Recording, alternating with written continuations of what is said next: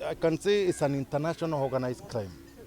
I mean, parties in Kenya and parties in other countries outside there.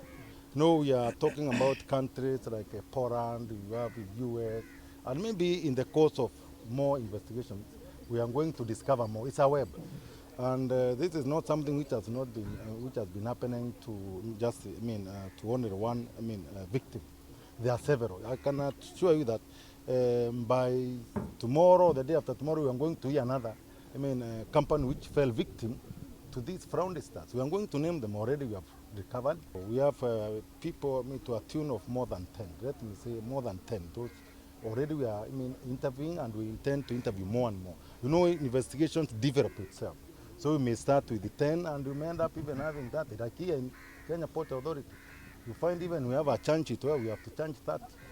Though we may be told to reduce, we can't reduce, because when do we reduce somebody who has stolen? Yes, let somebody else do it, but not us, and don't expect that from the DCI. And what I can say, we are expecting more arrests, and actually more revelation.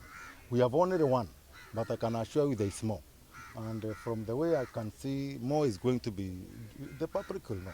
It's not something, it is a well-entrenched cartel that has not only made people here in Kenya, but even people from outside the country.